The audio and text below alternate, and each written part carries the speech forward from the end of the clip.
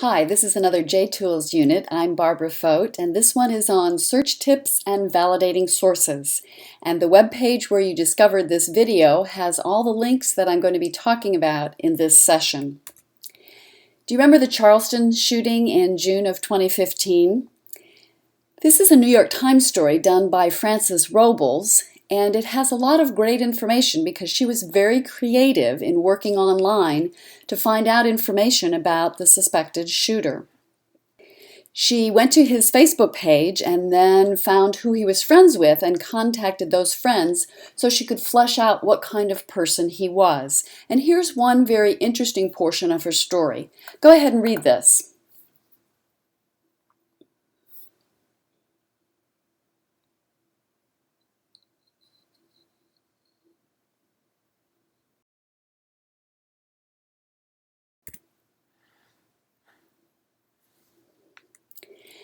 It's great information in a breaking story. She was writing apparently 12 different versions of this story as it unfolded in 12 hours.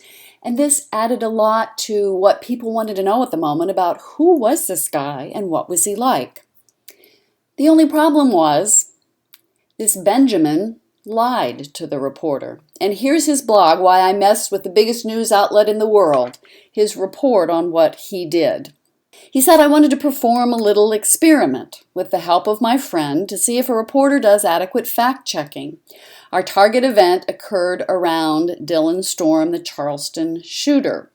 A test with the sole purpose of reporting on inadequate fact-checking.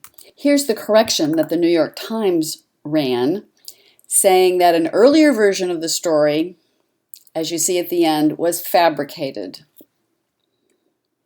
Quite embarrassing, and this reporter has won 2 Pulitzers, so it's easy to be fooled. The reporter just didn't check enough when Benjamin said he didn't have the Tumblr account where this was reported. The reporter should have asked for more evidence. Here's actually, someone did a comparison of the pink is the original article with Ben's bogus information, and then the green version is what was changed once the Times figured out they'd been punked. Now, this reporter is a good reporter and used creative and good tools online, but didn't check enough. So remember, what information you share, its credibility is your credibility, or your source's credibility is your credibility. So as we talk about quicker, better searching, we'll talk about ways also to figure out if information's valid. You can follow along on the website that accompanies this video unit for all of the different websites or exercises that I'll be giving you. But in this session, we're going to talk about how to get the most out of search engines, some search tricks, how to use directories and ready references to help your reporting, and then, of course, how to verify sources. So let's start with search engines. Where do you go online for information if you're looking up a topic, researching something for a story on which you're reporting? Most people will say they go to a search engine, and most people will say they go to Google. So I'm wondering, why do you use Google or whatever search engine you just said? Is it because it's convenient? Is it because it's the one you always used? Do you like the interface better? Some people will say they think it returns better results. But actually, Google doesn't always win in the research about which is the best search engine. The algorithms for all the search engines have gotten very good, so we can befuddle and bemuddle and put something in the search box and it often gives us exactly what we want, along with millions of other hits. And we find from research that most people will look at the first 2, 3, maybe even 5, but don't dig much further. And as a reporter, we probably want to dig further than those first couple of hits. So I want you to try something out.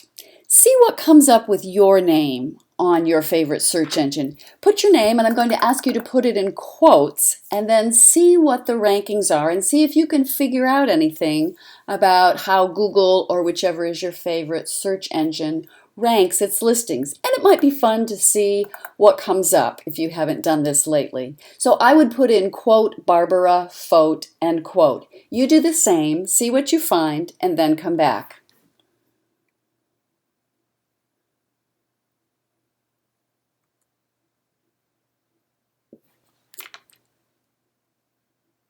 So I'm interested in what you found, and you probably use Google if you're like most students, but I hope that, and I'm actually going to ask you to try out Yahoo or Bing in the future.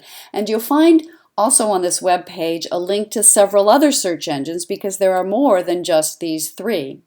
But let's talk a little bit about how search engines work, because when I ask most students, they're confused. Most people think you punch a couple words into that search box and you get a real-time search. But you actually don't. Your words don't spin out across the World Wide Web and search every page. What you're actually doing is searching a database that Google has, or Bing has, or Yahoo has. Now, this database is compiled by spiders and robots going all over the World Wide Web and the internet looking for things. For example, maybe it goes, and I'm making this up, maybe it goes to CNN every 2 seconds, but it only comes to the Newhouse website 1 hour, and maybe a nonprofit group that doesn't change its website but once or twice a month, maybe it only goes there once a week. And it compiles all this information, and so you're searching that database. So the algorithms to search are different for Google versus Yahoo versus Bing. Some might scan the whole page, some might scan links on the page, some might just scan keywords. So that's why you're going to get different results with each search engine. Is there a difference? I want to convince you that there is, so let me ask you to experiment. I'd like for you to think of a news story that you might be interested in researching, something that's in the news today that you need a little more information about, and pick a couple of keywords and put them into your favorite search engine. Then open up a new window, pick a different search engine, and put those same words in. See if you can proportion your windows so they're side by side. Compare the results and make some notes because your professor may be asking you to report on this. Do that, compare the same terms in 2 different search engines, and then come back.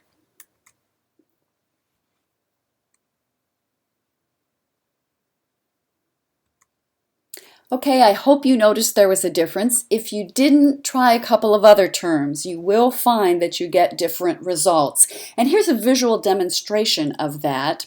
This is from a website, Thumb Shots, that isn't up anymore, so I can't show it to you live. But I did this search a while back. I put in Syracuse schools, and it took those 2 words in Google and Yahoo and brought back the first 60 results. So that first line of dots represents the first 60 websites that Google pulled up. The second line of dots there is the first 60 sites that Yahoo pulled up. And if you see, there are not a lot that are the same. The blue dots signify the same website. Only 13 of the 60 are the same. You'll see the first one that Google pulled up, Yahoo never listed. But the first one in Yahoo is the second one in Google. And the third one in Google, in red, is the same as the second one in Yahoo, and that actually is the official site of the Syracuse schools. So this is a visual representation to show you that those algorithms are different, and so they do return different listings. So my very first search tip for you is use more than one search engine, particularly if you're new to a topic or really wanting to go in depth in a topic. You'll get different results if you use more than one search engine. Secondly, whichever is your favorite search engine, Google or Yahoo or Bing or something else, make sure you know it. I bet, because I've asked a lot of students, that you've never spent 5 to 10 minutes reading the help guide and how to search at your favorite search engine. So let me give you a couple of tips. Make sure you know what's returned when you search. This is a Google search for the term Joni Mahoney, who's the county executive.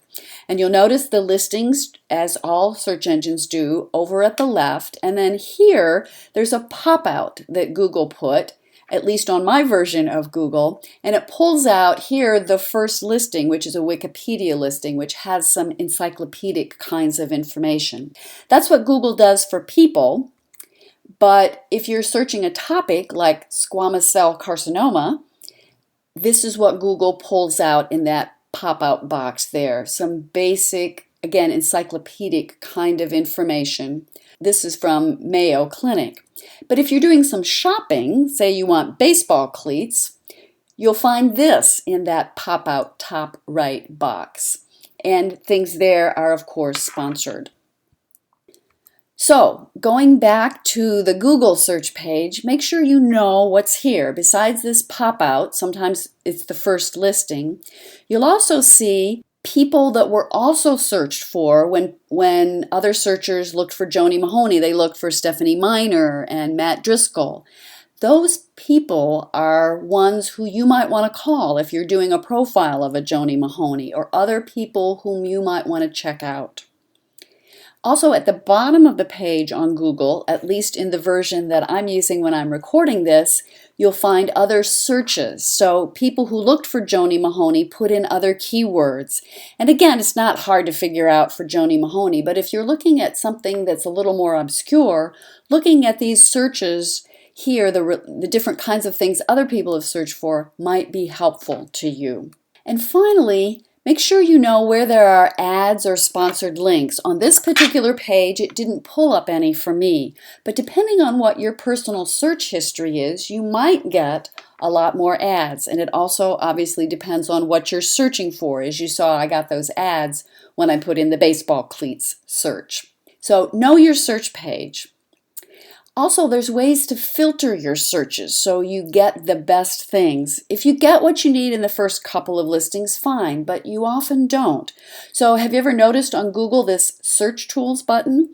And if you do that, it pulls up anytime, all results, and locations like Syracuse, New York. So any of those pull-down boxes, for example, here, if you click on the anytime, you'll find that you can filter for anytime, or you can filter what's in the past hour, what's in the past 24 hours, what's been in the past month. So this will help you as a reporter figure out what's the most current info. I'd like for you to check this out. Go take a little time looking at Google or your favorite search engine, and then please check out one more search engine and see if you can find out how to filter by time, where do you find related people or related searches, and where do the ads or the sponsored content appear on the page. So go ahead and check this out.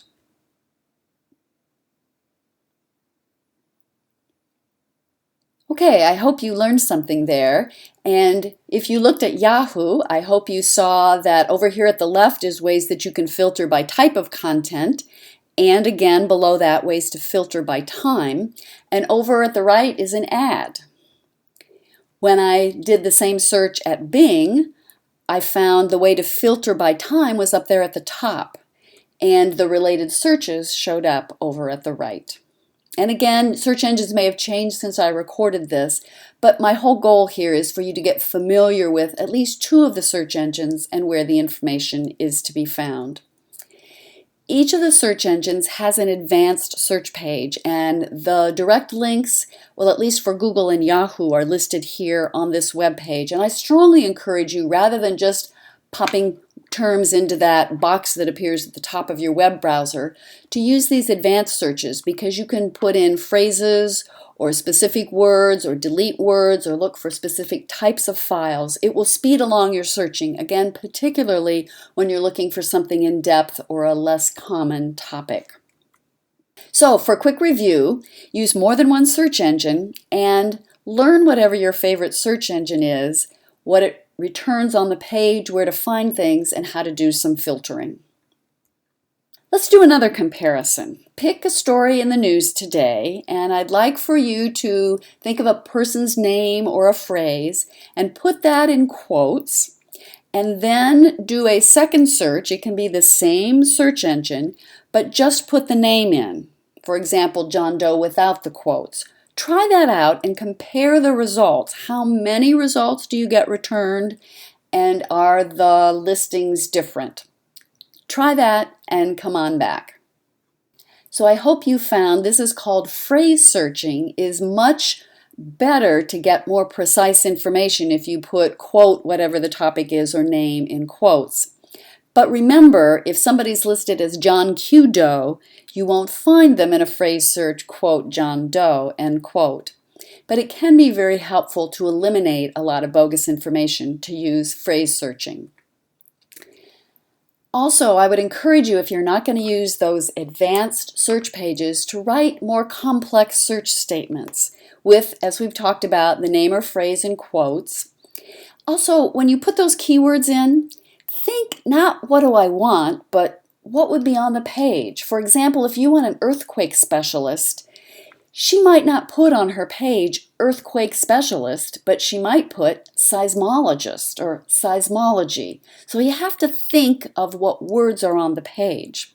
Another thing is, did you know you can search near? So you're looking for words that are adjacent or near to each other.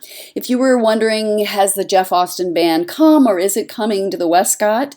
You can put in this first search, which asks the search engine to look for the word Westcott within 5 words of, quote, the Jeff Austin band, end quote.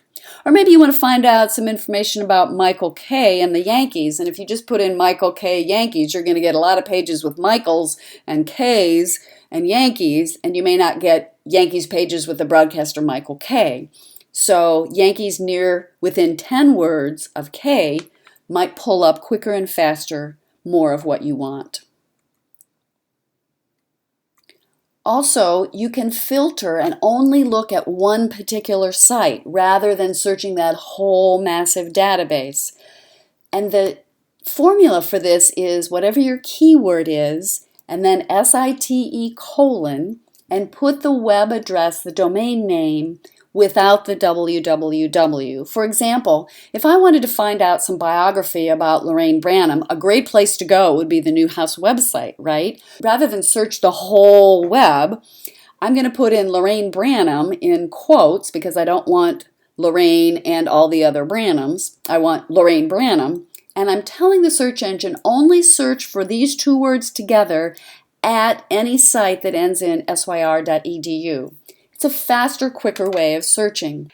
I particularly love this feature when I'm looking for somebody's name on Twitter. For example, the other day I wanted to do a shout out on Twitter to WVUE, the New Orleans station that just won 3 Murrows, and one of our alums anchors there. So I put in WVUE site twitter.com and I got immediately what its Twitter name is. Another tip, use the minus to delete terms. Say you're looking for something and you get a lot of bogus terms. The other day I was looking for something about the recent Jazz Fest, and I got old articles about previous Jazz Fest. So if I put minus 2014, minus 2013, and so forth, the top results then should have Jazz Fest and the date 2015. A fourth tip is try a directory rather than a search engine. A search engine is great for specific information, whereas a directory is compiled lists of websites done by a librarian or some other hopefully educated person, and the sites have already been screened for quality. You'll get fewer returns off of searching in a directory, but you might get a higher quality of return. And most of the directories are hierarchical, so you click, and then you click again, and then you click a subset and another subset. So a good way to remember this is if you want the needle in the haystack, use a search engine. But if you're new to a topic and you just want to kind of find out about the haystack for a while, then try a directory. What is a directory, you might ask? I really like the one at Internet Public Library. And we also have one by Beat at NCC News Links. So pause for a moment and check out both of these so you know what a directory is and you can see how to use it. A fifth tip is to bookmark or have some ready reference sites where you can just get quick facts that you might need. I like JTOOLS, and I've listed this here on the web page so you can click through and look at that. I also think phone directories are fabulous. Again, it has to be a listed phone, doesn't include cell phones, but you can even reverse directory. If you get a call from someone and you have a number, you can put the number in and find out who it traces back to. Again, if it's a landline. So there are plenty of ready references, and I've listed some others here on the web page. Broadcasters always need to know how to pronounce things, so another ready reference that I like for everyone to have is the Voice of America, because you can click and listen to how a name is pronounced. Is it Pulitzer or Pulitzer? Go to Voice of America, check it out, and make a note of it, because it's one thing your professor might ask you. So for a quick review, use more than one search engine, know whatever search engine you're doing, how it returns results, and how you can filter results. Write more complex search statements with minuses or site filters. Try a directory, particularly when you're looking at a big or broader topic, and have some ready references handy that you can always use. So, is what we find correct? I love this cartoon from the New Yorker from many years back where the dog's turning to the other dog and saying, on the internet, nobody knows you're a dog. So we can be easily fooled by people who want to, like the young man in Britain who wanted to try to fool a reporter, or just by people well-meaning putting wrong or bad information out there. So let's talk some about validity of sources. I'm going to try to give you some tips to make you more skeptical than you might be about what you find online. When we talk about verifying sources, I was searching for something about a Syracuse murder and this popped up and I thought, boy, I didn't remember hearing anything about a murder-suicide. And I started reading a shooting in a quiet Syracuse neighborhood, 3 bodies, and I thought, wow, how did I miss this? But then I looked again at what had been returned on this search, and I realized it says Fox 13 Now. Well, there is no Fox 13 Now in Syracuse. And as I looked at the web page, it didn't look like any of these logos on the right. Turns out this is a Salt Lake City station. But when I put in my search terms, it came up, and for a minute, it confused me. So always look at the address and see what the source is. I know I asked a student once, where'd you get that? And the student said, on the internet. Well, that's like saying in outer space or at the library. Know specifically what your sources are. What a great shot of the hurricane a few years back, right? Well, no, not exactly. Thanks to Photoshop, a lot of people got fooled by this one, including a couple news organizations. We have ways to verify where pictures have come from or to tell if they've been Photoshopped. 2 San Diego TV stations reported on a shark attack near land, or not. What started as a joke. Oh, you know what? April Fool's is coming up. We'll put up a photo and, mess with some of our friends. It was this photo, as in the original he captured last month, of a dolphin swimming just off Point Loma. A nice snapshot that got him and a friend talking. I bet I could make a shark out of your dolphin photo that I saw the other day. There it was. There it was, Photoshop perfection, a shark that on April 1st he put on Facebook, and it got shared. I think what we're looking at here, eventually making its way to this man. I believe it's authentic. Shark expert Ralph Collier put it on his website. He told 10 News Wednesday night this was likely a 15-foot white shark, huge for our coast. And with the information that came with the picture, it was also eating a sea lion. A day later by phone, Collier says not only was he duped, but so were many others, and no one's laughing. Everything in the photograph that we looked at, not only me, but a number of my colleagues, we all saw the same thing. It wasn't my intent, and it's not his fault, Apparently my friend's really good with Photoshop. Apparently my friend's really good with Photoshop. Fooled a lot of people. Here's a news director talking about ways to get a job, and one of his points is that Google may not be your friend, he says. It led one applicant to misspell his name. Another job seeker tried to Google the answer to a question that stumped him during the interview, and in a follow-up email, he still got the question wrong. So we do find that Google or any search engine isn't great for everything. So how do you gauge credibility when you go to a website? Do you know whether it's good enough to use the information from it? Jot down, because your professor might ask you at your next class, what are some ways that you gauge credibility? Then come on back. Well, one thing, and most of you probably will say this, is to look at the address and figure out what type of site it is. If you look at the extension on the domain name, you'll get some clue, .com, .org, .gov. There are some new listings: aeronautics, business, cooperatives, information, international, museums, names, professionals. And now actually there is about any domain name that you could have. So you could have .starbucks or .coke. Down in the lower left-hand corner here, I've noted that there are country codes as well.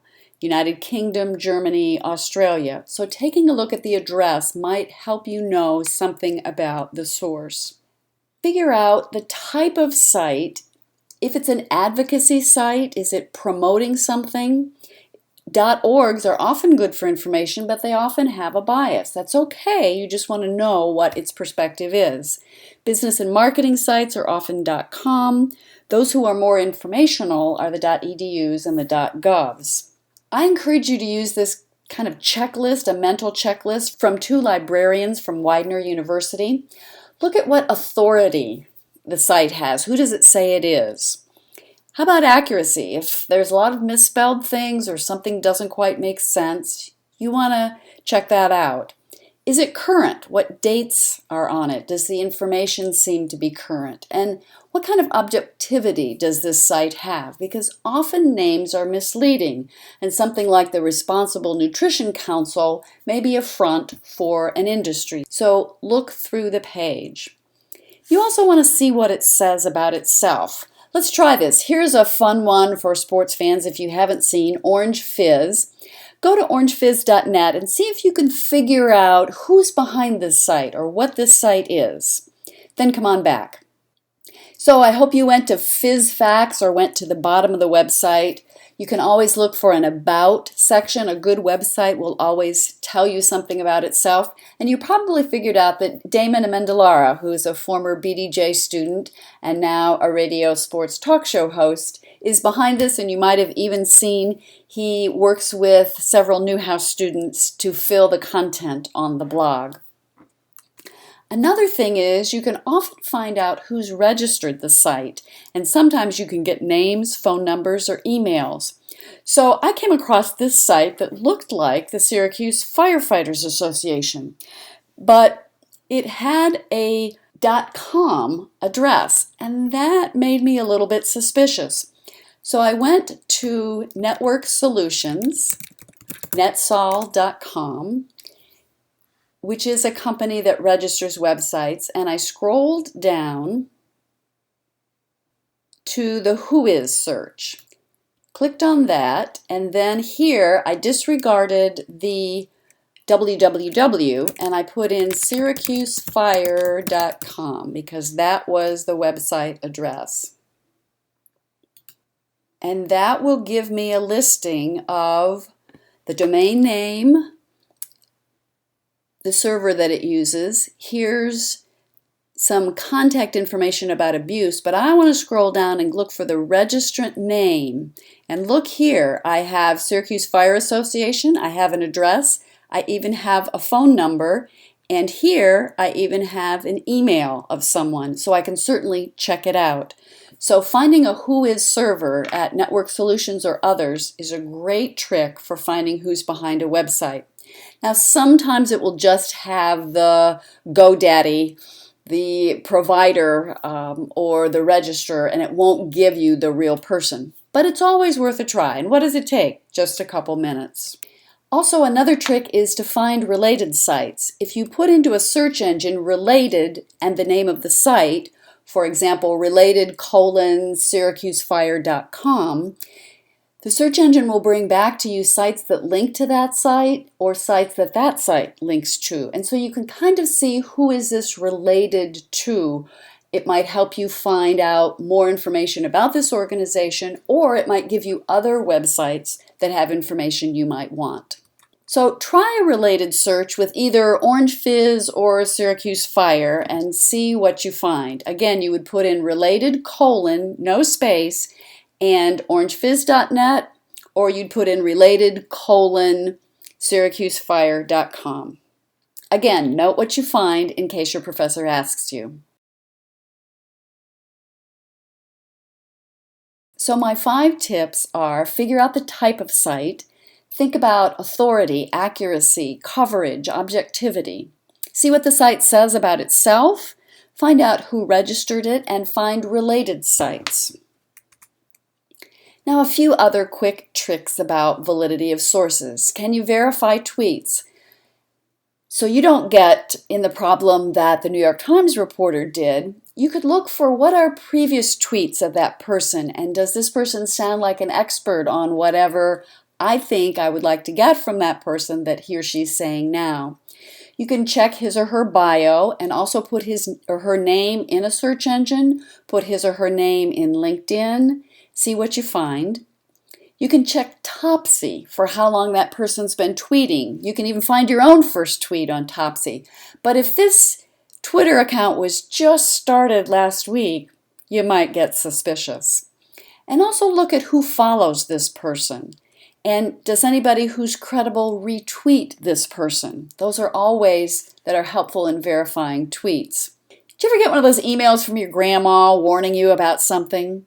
Here's an interesting one that I thought might be an interesting Black History Month story about the woman who was the model for the Statue of Liberty. It says it was originally a black woman, and I thought, that's really interesting, but how come I've never heard of that? Do you know about Snopes? It's a place to debunk myths, particularly things that you get in email. The two people that run it are quite reputable, and it's a good place to go to check out information. If a website is down and you need a back copy for a video to show something about it, check out the Internet Archive, which is called the waybackmachine.org. And if you want to check photos, there's lots of ways to verify photos. You can put them in tineye.com and it will give you all the places where that picture's been used. You can even track it then, how it's been used over time online, and you can sometimes find modified or edited versions. You can also drag a photo into the Google Images and use the little camera icon, and it will give you some information about it.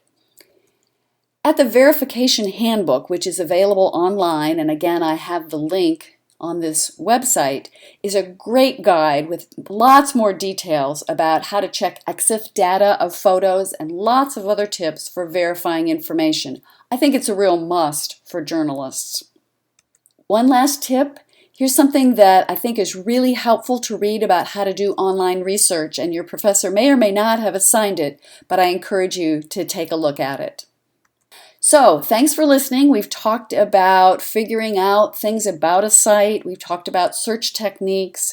We've talked about some other tips, and I hope this helps you in your reporting so that you are getting accurate and credible information and you're getting it quicker and faster than before.